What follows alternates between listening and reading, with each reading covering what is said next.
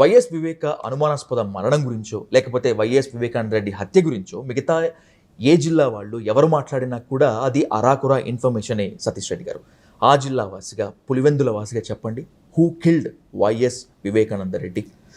రకరకాల ఆలోచనలు నాకు తెలిసినంత వరకు ప్రజలకి ఏదైతే వీళ్ళ అబద్ధాన్ని లోపలికి తీసుకొని పోయినారో అదంతా బ్రహ్మ. ఇప్పుడు అదే నిజమైతే సిబిఐ ఇన్వెస్టిగేషన్ పూర్తి అయిపోయింది కదా, ఎందుకు నడుపుకోకూడదు కేసు? ఇప్పుడు ఎందుకు మళ్ళీ సునీత గారు వచ్చి మళ్ళీ దాన్ని పునర్విచారణ జరగాల, ఇంకా చేయాలని ఎందుకు అడుగుతున్నారు? దాన్ని బట్టి మీకు అర్థం కావడం లేదా?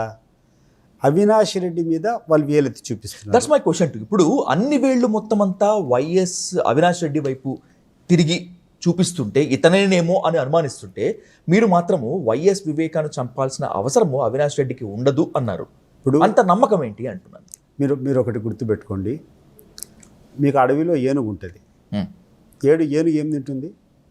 చెరకు లేకపోతే ఫలాలు. వెజిటేరియన్. మాంసం తింటుందంటే నమ్ముతారా మీరు? మా కడప జిల్లాలో ఏ వ్యక్తినైనా ఎవరైనా వైఎస్ అవినాష్ రెడ్డిని సంబంధం ఉండేవాడు కానీ, అవినాష్ రెడ్డి గారి గురించి తెలిసిన వాళ్ళు కానీ, ఆయన దగ్గరికి పోయిన వాళ్ళని ఎవరినైనా అడగండి, ఏ రోజైనా ఒక చెడ్డ మాట అవినాష్ రెడ్డి నోటి నుంచి వచ్చిందా? ఎప్పుడన్నా ఎవరినైనా కూర్చొని కొట్టమని తిట్టమని చెప్పి పోలీస్ స్టేషన్లకు ఆడికిడికి పోయి కూర్చొని నువ్వు కొట్టి రాపో నేను చూసుకుంటా అని చెప్పినటువంటి సంఘటనలు ఎక్కడుందో తెలుగుదేశం పార్టీ లీడర్లే చెప్పాలి.